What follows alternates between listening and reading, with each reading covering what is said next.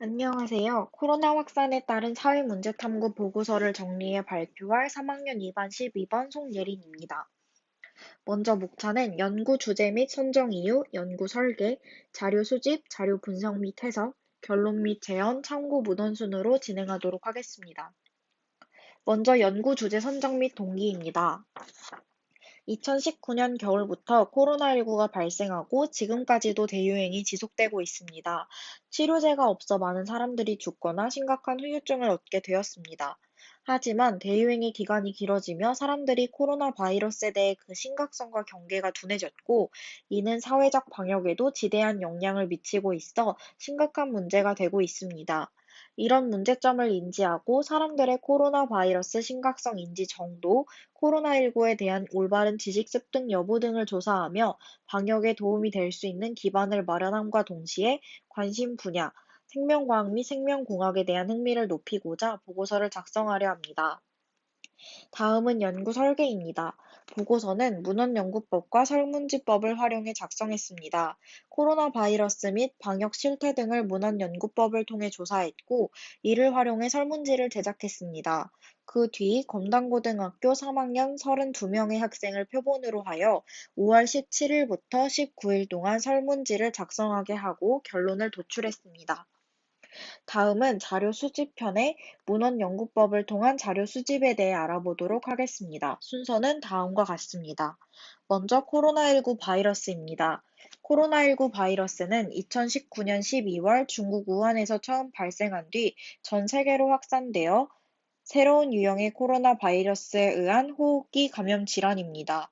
또한 전 세계로 빠르게 확산되어 현재까지도 종식되지 않고 있습니다.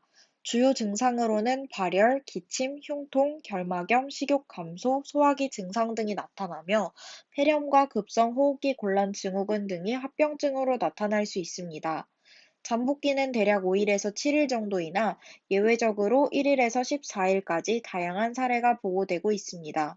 이를 예방하기 위한 여러 종류의 백신이 개발되고 실제 접종을 시행하고 있는 국가도 있지만 치료제는 아직 개발되지 않았습니다. 다음은 국내 코로나19 유행 현황입니다.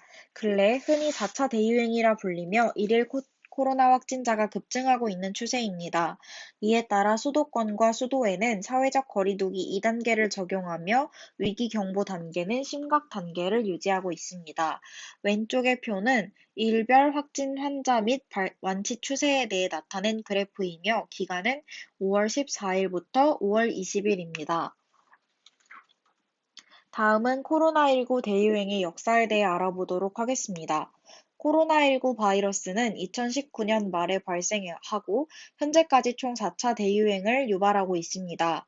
위 표는 대유행 시기와 대유행의 중심이 되었던 지역을 나타낸 표입니다.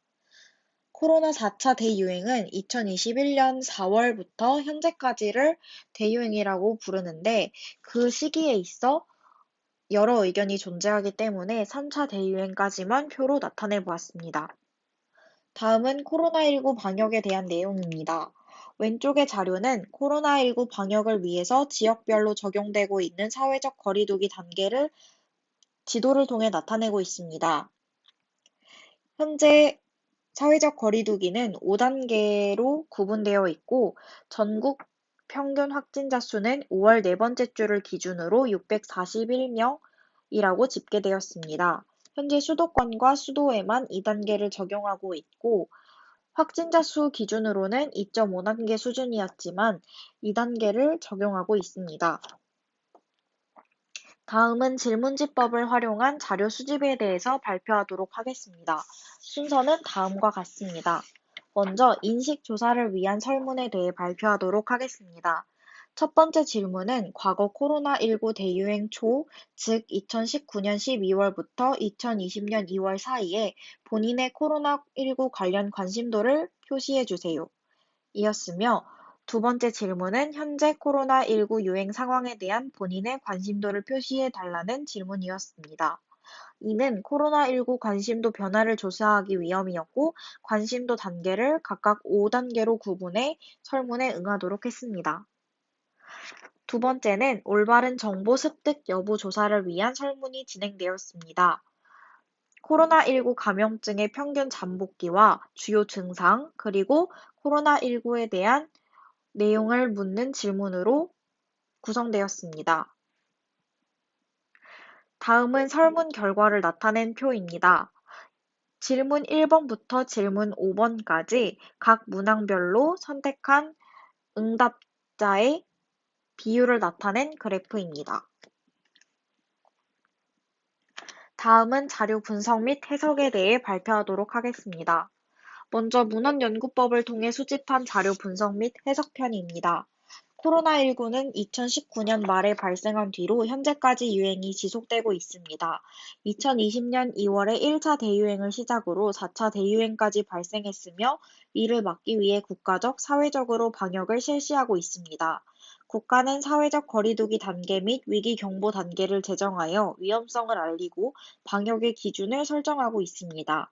이전에는 국가적으로 사회적 거리두기 단계를 적용했으나 현재는 지역별로 적용해 체계적이고 실용적으로 방역을 적용하려는 노력을 보이고 있음을 알 수 있었습니다. 왼편의 자료는 지역별로 적용되고 있는 사회적 거리두기 단계를 나타낸 것이고, 오른쪽의 표는 거리두기 단계를 5단계로 구분하고 있다는 것을 보여드리기 위해 가져왔습니다. 다음은 설문지법을 통해 수집한 자료 분석 및 해석에 대해 발표하도록 하겠습니다. 먼저 질문 1번과 2번에 해당하는 인식조사 관련 설문 결과 분석 및 해석입니다. 이 두 질문에 대한 결과, 과거 코로나19 대유행 초에 비해 현재 코로나19 유행 상황에 대한 관심도가 하락했음을 수치로 알 수 있습니다. 설문 결과를 참고하면 가장 높은 비율을 차지했던 문항이 질문 1의 높았음에서 질문 2의 보통으로 변화한 점을 근거로 들 수 있습니다. 오랜 기간 코로나19 유행이 지속되면서 사람들의 관심도는 이전에 비해 점점 감소하고 있으며 이는 코로나19의 국가적, 사회적, 개인적 방역에 영향을 미칠 것으로 해석됩니다. 두 번째는 질문 3번부터 5번까지에 해당하는 올바른 정보 습득 여부 조사 관련 설문 결과 분석 및 해석입니다. 질문 3번의 결과를 보면 질문의 정답이 3번 문항이었으나 오답인 5번 문항을 선택한 사람이 더 많음을 알 수 있었습니다. 또한 질문 4번을 보면 정답은 1번부터 6번 문항 모두 해당되었지만 그 비율이 100%를 기록하지 못했으며 일부 문항에서는 약 12%의 선택률을 보이는 등 저조한 올바른 정보 습득률을 나타냈습니다. 질문 5번을 볼 때 정답은 2번 문항이었지만 오답인 1번 문항과 2번 문항이 비슷한 선택률을 보이고 있습니다. 이 설문조사를 통해서 많은 사람들이 코로나19에 대한 올바른 정보를 습득하고 있지 않다는 점을 알 수 있었습니다. 코로나19 방역 편을 참고하면 정부는 사회적 거리두기 단계의 기준을 제정했음에도 불구하고 그 기준을 제대로 준수하지 않고 있습니다. 이는 사회적으로 국민의 분열을 일으키고 있으며 문제가 되고 있다고 생각합니다.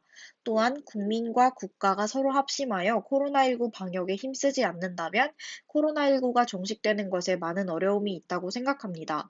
따라서 국가는 국민의 목소리에 더 귀를 기울이며 방역 대책을 세워야 할 것이며 개인은 코로나 유행 상황과 방역에 더 관심을 가져야 할 것입니다.